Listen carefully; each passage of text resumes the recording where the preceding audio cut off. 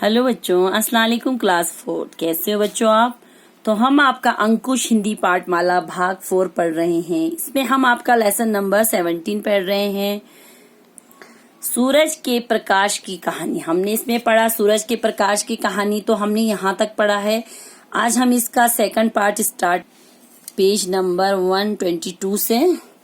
तो यहाँ से हम स्टार्ट करेंगे। तब कुछ प्रकाश उसके द्वारा सोख लिया जाता है और कुछ प्रकाश इधर उधर फैल जाता है। यदि प्रकाश किसी चमकदार सतह से टकराता है तो पूरी तरह उल्टी दिशा में लौट आता है।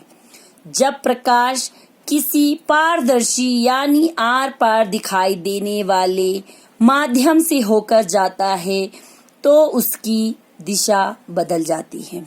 कभी कभी दिशा बदलने के साथ वे अलग अलग तरह की प्रकाश किरणों में बढ़ जाती हैं। इसे 7 रंगों का वर्णक्रम या स्पेक्ट्रम कहते हैं। सूर्य की रोशनी में इन्हें 7 रंगों का मेल है। इंद्रधनुष इन्हीं 7 रंगों की सौगात है। देखो बच्चों, हमने कल पढ़ा था कि मतलब अपारदर्शी कहते हैं जिसके आर पार दिखाई ना दे, और पारदर्शी यानी कि जिसके आर पार दिखाई दे।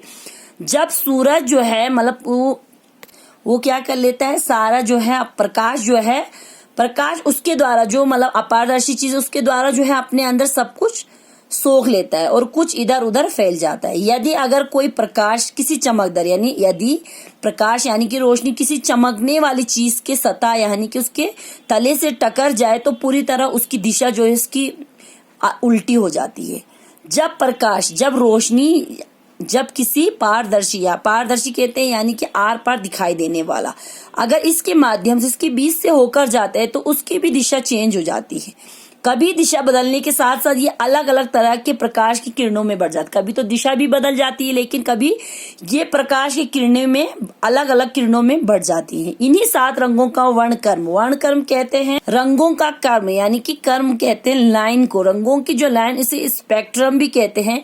सूर्य की रोशनी में इन्हीं 7 रंगों का मेल है। सूर्य की जब रोशनी पड़ती है तो इन्हीं 7 रंगों का मेल जो है दिखाई देता है। इंद्रधनुष इन्हीं 7 रंगों की सौगात, इन्हीं 7 रंगों से जो है इंद्रधनुष जो है बना है। हमारे चारों ओर बिखरे रंग हमारे मन को खुशी देते हैं। जब वर्षा के बाद वातावरण में पानी की बूंदें ठहर जाती है तब उन पर पड़ने वाला प्रकाश इंद्रधनुषी घटा बिखेरता है। यह दृश्य कितना सुंदर होता है, जैसे किसी चित्रकार ने कूंची से सतरंगी धनुष बना दिया। अब देखो, हमारे चारों ओर क्या है, बिखरे रंग, जो कलर बिखरे हुए होते हैं वो हमारे मन को खुश कर देते हैं।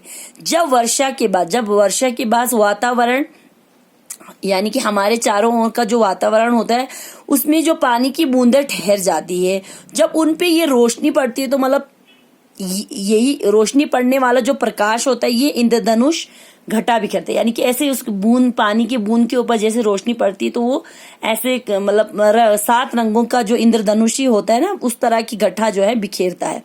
ये दृश्य देखो कितना खूबसूरत है। ऐसा लगता है जैसे कि किसी ने अपनी कलर कूंची जो होती है ना, ब्रश, उससे जो है इस सतरंगी धनुष को बनाया है।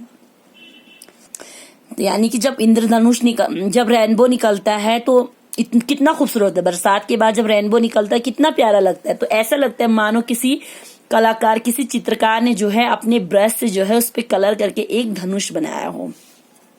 यदि हम इन 7 रंगों को मिला दे तो हमें सफेद प्रकाश मिलेगा।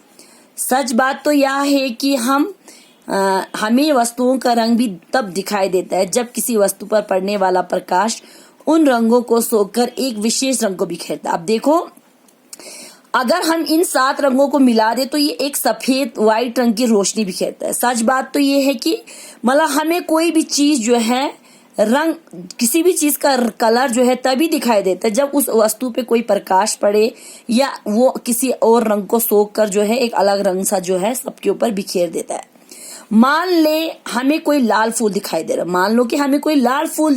हो, इसका मतलब है कि उस फूल पर पड़ने वाला प्रकाश उन रंगों को सोखकर केवल लाल रंग ही लौटा रहा है। अब देखो, अगर किसी लाल रंग का फूल जो है हमें दिखाई दे रहा है तो इसका मतलब है कि जो सूरज है, प्रकाश है, जो रोशनी है, वो क्या कर रहा है, उस फूल पर पड़ने से वो क्या कर रहा है, सारे दूसरे कलर को सोख कर केवल हमें कौन सा कलर दिखाई दे रहा है, लाल ही रंग। हमारी आंखें इसी लाल रंग को देखती है, हमारी आंखें सिर्फ इसी लाल रंग को देखती है ना मजेदार बात। तो यहीं तक हम रखेंगे, इंशाल्लाह आगे कल पढ़ेंगे। अल्लाह हाफिज, थैंक यू।